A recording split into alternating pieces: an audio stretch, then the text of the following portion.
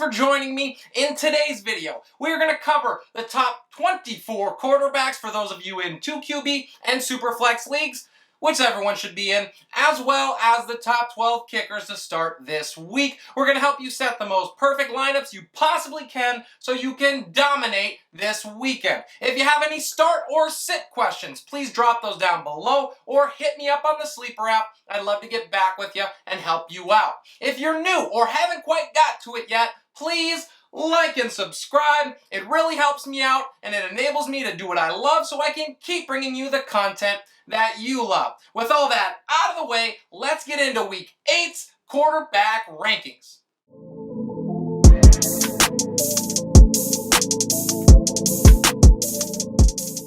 Welcome back from bye. Josh Allen, you are our top player against Miami this week.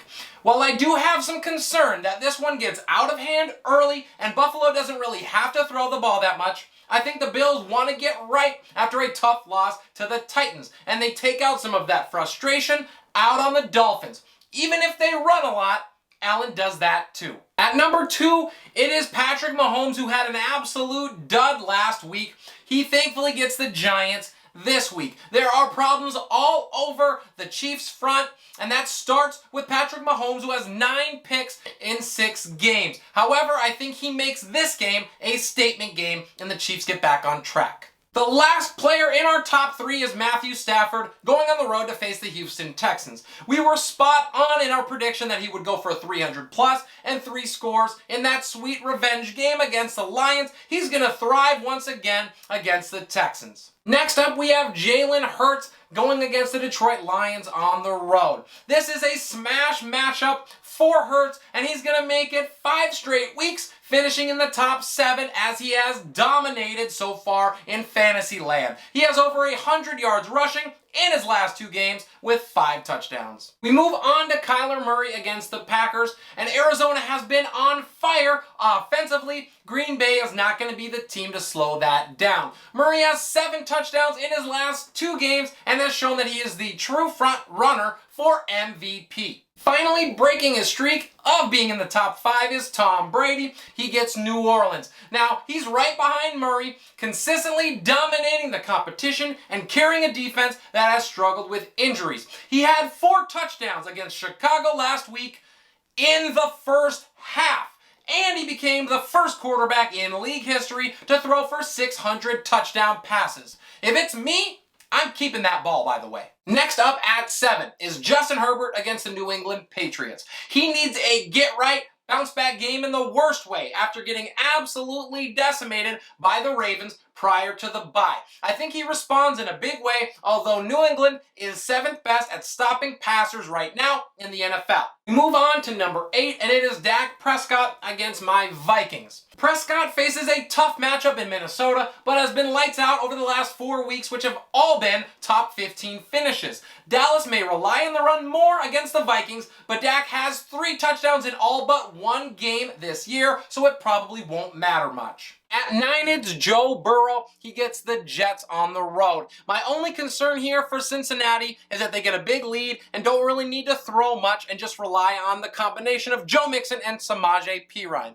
Even if that's the case, Burrow will still throw at least 2 touchdowns and finish in the top 16 for the 5th straight game. Next, we move to Kirk Cousins. He rounds out our top 10 against the Dallas Cowboys. Prior to the bye week that the Vikings just had, Cousins finished as the QB2 against Carolina. He's going to need an epic performance here as well if the Vikings want to try to keep up with that high-powered Dallas offense. At 11, it is Daniel Jones on the road to face Kansas City in Arrowhead.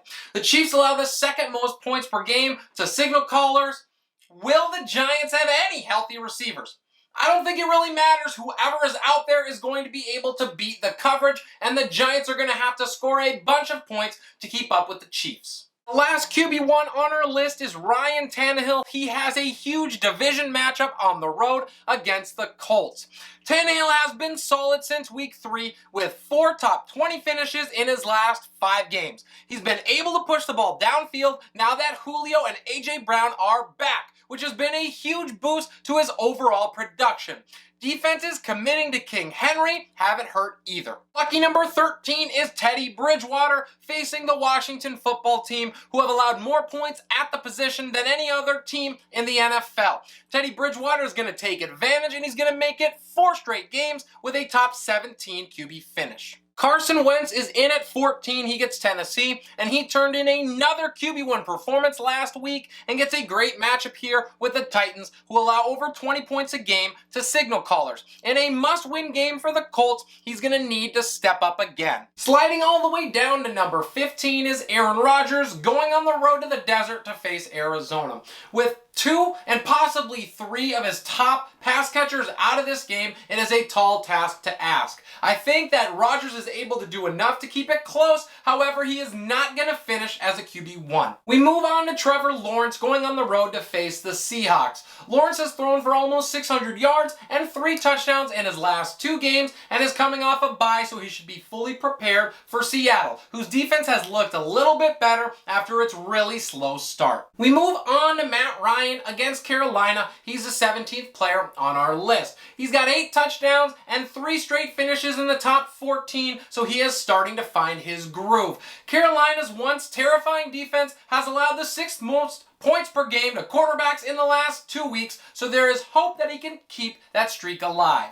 Up next, we have Taylor Heineke going to play the Denver Broncos. He produced his 3rd top 10 finish in his last 5 games and threw for 268 yards while adding another 95 yards rushing against the Packers. Denver's defense, however, allows just over 14 points a game to quarterbacks. We move next to Jameis Winston. He gets the Tampa Bay Bucks. He was solid last week in a good matchup and gets a decent matchup here. He's been a top 15 back in back-to-back weeks. The revenge game is on. The final player in our top 20 is Sam Darnold going on the road to face the Falcons.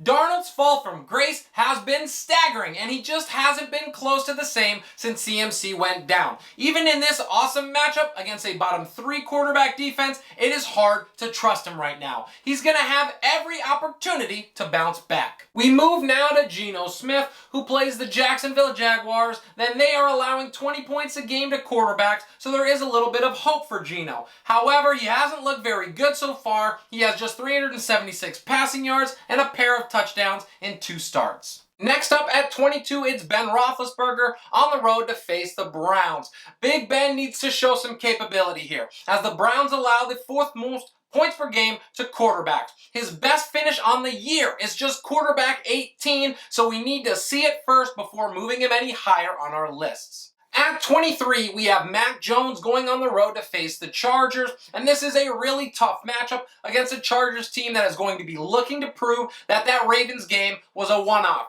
Jones has 7 touchdowns and 3 picks in his last 4 games, so there might be a little bit of hope for him here. The last quarterback on our list before we get to those notable omissions, at 24, it's Jared Goff against the Eagles. And while the matchup isn't horrible, Goff has been as of late. He has just 1 touchdown and 4 picks in his last 3 games, which does not inspire confidence. A couple notable omissions before we get into our kickers. Tua Tagovailoa goes on the road to face Buffalo, and I really pity Tua here. Buffalo is going to come out firing on all cylinders. Then we have Justin Fields against San Francisco, and I pity Fields here because he still has Matt Nagy coaching in Chicago. However, COVID might save him this week. Now let's move on to our kickers. We're going to run through the top 12 to help set you up.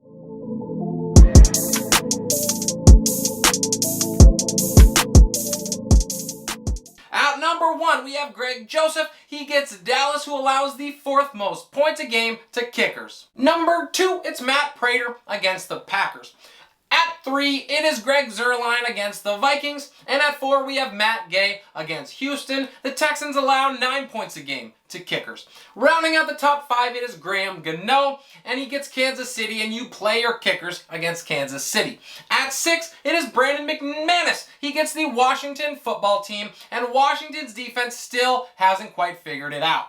At 7, we have Young Ho Koo against the Carolina Panthers. Next, at 8, it's Nick Folk on the road against the Chargers. At 9, it's Harrison Butker. He gets the New York Giants. And rounding out the top 10, we have Ryan Suckup going on the road against New Orleans. Tampa's going to move the ball plenty. Maybe New Orleans stops a few drives. The last 2 players on our list are Randy Bullock going on the road against the Colts, and finally Evan McPherson against the New York Jets.